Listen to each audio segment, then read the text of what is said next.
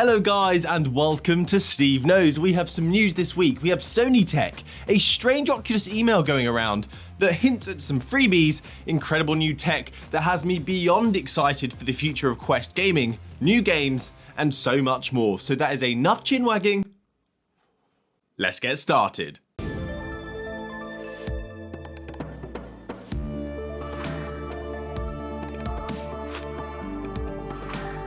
So let's start off talking about the PlayStation VR 2, and I'm not alone here. I'm so excited for Sony's next release. They're a company that knows how to make games, and even if the VR hardware was terrible, and now that I'm like heavily invested in the Oculus Quest and PC VR, I still look forward to Sony's content. So a patent has popped up for Sony's PSVR controllers, which I found kind of odd, because we'd already had the reveal of the controllers. We know what they look like, what we're going to expect aesthetically. But the patent revealed greater detail, such as where the lights are going to be placed for tracking, because we know the headset's going to have inside-out tracking. And the really exciting news around this, though, is Sony's report of a prototype display, which is not something I think we're going to see in the next Sony headset, but it could be the one after that, or the headset that they're going to make that isn't going to be a PlayStation headset. So we've seen other companies go in the direction of micro displays, so it's expected to see these other tech leads follow.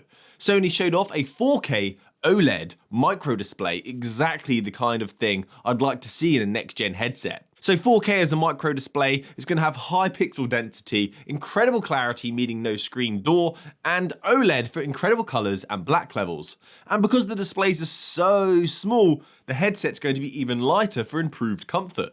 It's a shame we likely won't be seeing this, as this is a prototype reveal in Q4, and we have an expected PSVR 2 reveal in 2022.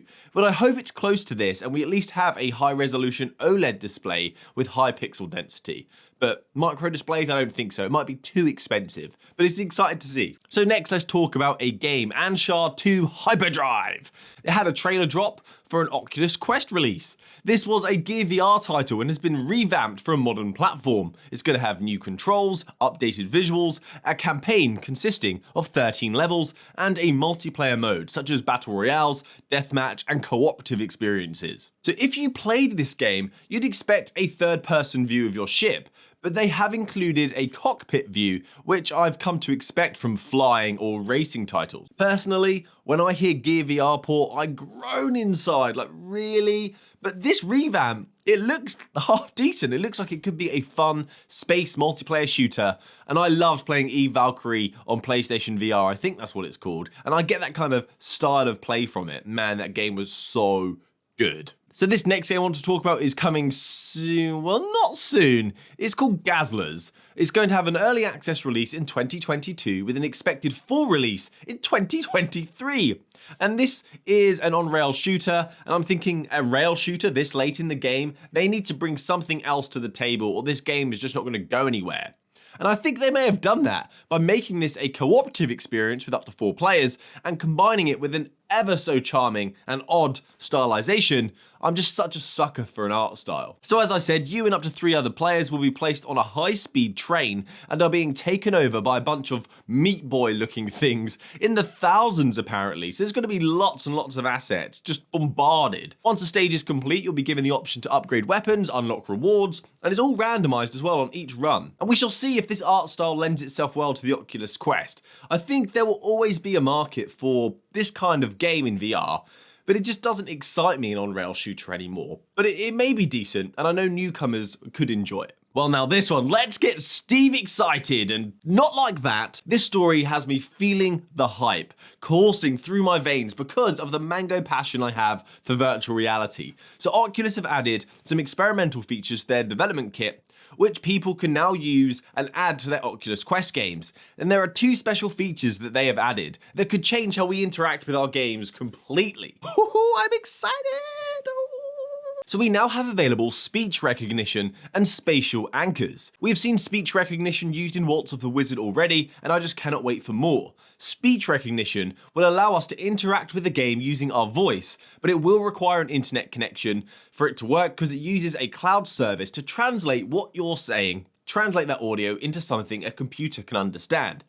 But it could mean that we can have conversations with in-game avatars. and embody characters. Instead of having to read subtitles or select something that we say, we can have something like Detroit Be Human, where instead of selecting choices, we can literally talk and say whatever we want, and using this process, it can determine, using natural language processing, to determine our sentiment and what it is that we've said, and our storyline can adjust depending on what we're doing. Oh, it just sounds crazy, doesn't it? So I'm thinking in the future, as this matures, we can get to that point. And if we have an AI we can talk to in game as well, like, can you imagine Halo VR and you could talk to Cortana? We also have spatial anchors, which is a great feature for mixed reality content, as we can play and lock virtual objects in certain locations in the virtual world, which is linked to the real world. So this is going to enable Oculus to implement a feature that they're making called scene understanding, where we will mark out our furniture, our walls, then our mixed reality content could interact and move around these spaces, knowing where our furniture and our walls are. This isn't something that I see as being very useful right now, not until Cambria is out and we have high quality color pass-through, because currently the pass-through is awful and it doesn't excite me yet. In a few days' time, a new meditation app is going to hit the Quest store called Maloka. And this meditation app appeals to me like none before, as the voice of the universe is going to be no other than Neil deGrasse Tyson, the man himself who taught us about the cosmos. This was available via App Lab, but it's now been granted an official store release. And in the App Lab version, there was no deGrasse.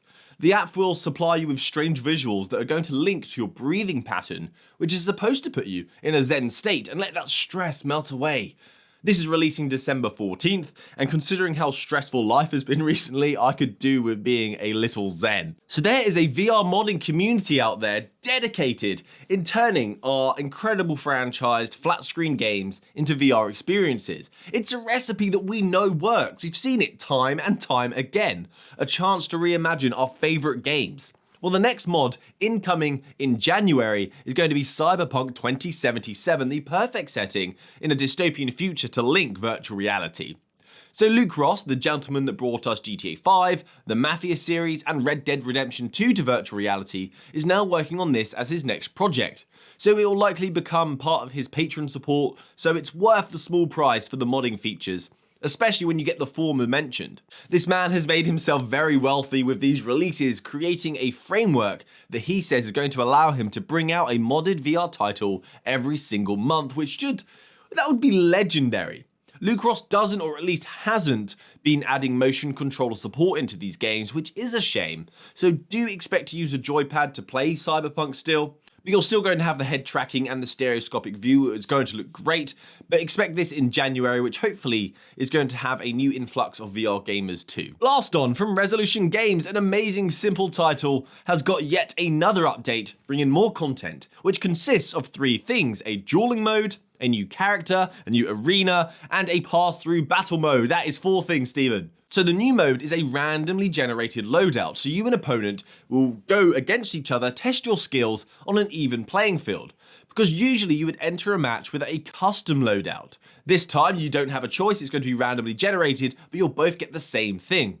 There is a new icy arena to play in as well, so you'll be on a mini iceberg, dueling it out, including a new ice weapon that's going to restrict the user's vision and stop them from attacking once hit.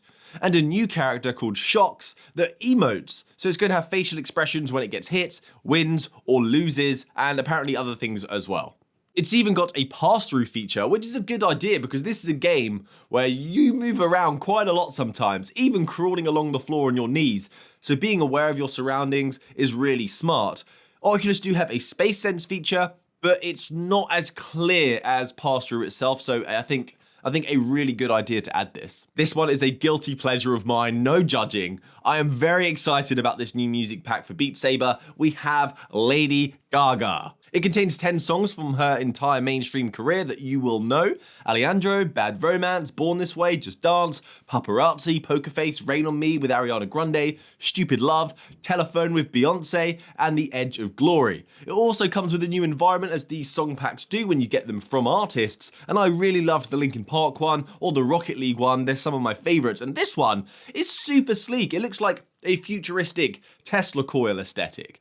This is a great excuse to get the misses back in the headset, and you can get the song pack for only £9.99p, or each song at £2 each, so it's much better. Well, it's twice as cheaper.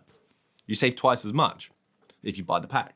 What am I trying to say? An unexpected turn of events at the Game Awards this year when Shell Games revealed a new title that they are working on that is going to be coming to virtual reality, and it seemed kind of sus. Among Us VR was teased, giving us a small clip showcasing the art style and some task interactions, and it looks like this is going to be so crisp and run well on the Oculus Quest. This could revitalize the game, even though we've played custom versions of it in VR chat and Rec Room, and the official release will bring some curiosity along with it though. And for new VR gamers that we should be getting over the holidays, they wouldn't have played that. I'm just surprised it took them so long and they didn't whip this out when the hype train was there for Among Us, because it's kind of dying down now. And I would also like to see Fall Guys VR, that would be brilliant. Unfortunately though, this will not be crossplay with the flat screen version of the title. It's going to be a standalone experience, and it would have been great to play VR with the flat screen on a mobile phone, so I could be on my phone playing and I could see someone in VR running around. That would have amused me. Welcome to the Oasis. The MetaVerse is now open to the USA and Canada. They have opened those meta borders, but you must be over the age of 18 to enter. I got special access even though I'm in the UK because I am a Quest ambassador, so I do have a video showing off the tools available in Horizon Worlds and some of the user created content if you want to check that out. I think people are going to enjoy this as you can create your own worlds, much like we saw in Minecraft. When you give people the tools to do anything that they can, they make some incredible content. Just give people the tools to do so and let our imaginations run wild. Meta have also put aside $10 million for creators to earn money within the metaverse. So they will be running competitions, so keep your eyes open, and the current one is just finishing up and the winners will be announced later this month. There is a lot to learn in this game, so I do recommend taking the tutorial lessons once you dive in, and they're going to add more in the future. So what they've got now is the basics, but you can still fiddle around and see what's possible. And finally, let's talk about the Quest Day email. It's kind of amusing me because, of course, I know a little bit about this, but I also don't know much about it as well because Oculus, they're not telling me everything. So an email's been going around, it was posted on Reddit, saying Quest Day is coming soon, which is actually going to be in a few days. I'm quite excited for it. But this one's from Dr. 6DOF. He's been working on something and he wants to reveal it to people. And people have run with this expecting some interesting reveal like full body tracking based on the images that are in the email. Could it be new VR hardware? I cannot say anything. But the email says it's not at all frivolous, which sounds like it's going to be frivolous. It's all in good fun. It also says any free accessories for our fans. So I'm speculating here, but I'm going to expect a free Quest sticker to cover up the Oculus name on the front of the headset because it's now called Meta. And the image, there's a big smile of a headset in the email, so it just could be that. It's only a few days away until we find out, but let me know what you guys think it's going to be. It could be anything at this point, because I don't actually know, but I'm just speculating. So that's it from me today, guys. Thank you for watching to the end of the video, getting caught up on the latest and greatest in the virtual reality space. Please consider subscribing to the channel. It helps me out a lot. Help me reach 100k to get that plaque, and hopefully I will see you next time. Happy gaming! Good day!